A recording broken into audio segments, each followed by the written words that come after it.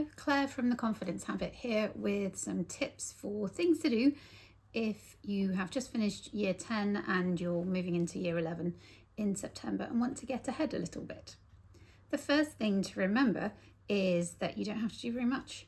This is your summer holiday. You've probably had a difficult year. Next year will definitely be difficult, if only because there's a lot of work involved. So chill out, have a rest. If you're going on holiday, don't do any work. But if you're at home for a few weeks, it's really easy to fit in a few minutes each day or 20 minutes every few days. And that's really all you need. Don't be fooled by anyone telling you that you should be doing hours of work this summer and learning all the year 11 topics before you've started, because you've got the whole of year 11 to learn the year 11 topics. So this summer is about consolidating what you've learned in year 10. The first thing to think about is if you had year 10 mocks, which most of you will have done, going through and checking off the topics and the types of question that you were subjected to. And there might be some topics you're really good at.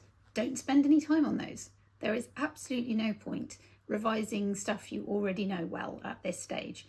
It will make you feel happy, it will make you feel comfortable, and you'll think, hooray, I'm really good at biology, but you're not actually improving. So go through and look for mistakes you made. And if it's just little simple mistakes, write them on a flashcard. Have a pile of flashcards that you keep coming back to with definitions, mistakes to avoid, things to remember, that sort of thing. If it's a whole topic, then that's a good thing to work on for a few weeks, just again, a few minutes at a time. And there's lots of options for you. You can watch some of our posts on TikTok and exam question walkthroughs. You've probably got a revision guide you can look at, and there's loads of websites to help like Seneca and Quizlet that you can just keep going over the work and testing yourself. If you had a year 10 report, that's probably got some really good advice in it. It might have the grade that you're currently working at, the grade that your teacher expects you to get, and hopefully some advice on how to move from one to the other. So use that too. If you find there's particular types of question that you're finding difficult, then that is somewhere to do some past paper questions. And again, go to our TikTok account and watch some of our walkthroughs. Things you can do each day, like I said, make some flashcards, but use them properly. So as you go through your pile of flashcards, which ought to get bigger every time because you find more things to add to it, make sure that if there's a card that you're consistently getting right, that goes in the just do once a week pile. And if there's a card that you're consistently getting wrong, that stays in the do every time I do my flashcards pile. And you can also have a third option where it's every few days for things that you're not completely sure about. And cards will move between the piles. So if you start getting something wrong, move it back into the do every time pile. And if you start to get something right, move it into the just do once a week pile. And that will really help you.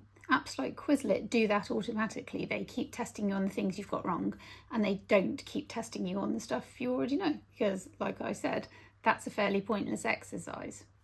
Hopefully this will help you. One more big thing to remember is that you may well have missed a lesson in year 10. Even if you had perfect attendance, there might have been a school trip for a different subject or a sports fixture. And it's really difficult catching up on missed lessons. Either you forget completely because other things take over, or you catch up, but it's mainly just copying out notes and you don't understand it. So that's a really good thing to focus on this summer too. Any lessons that you missed, make sure you've caught up properly. So you've watched and explained a video, you've read it in the revision guide, you've made some notes, you've tried some questions. You haven't just copied out the notes and gone, yes, I completely know that topic now. All right, come back soon for more tips.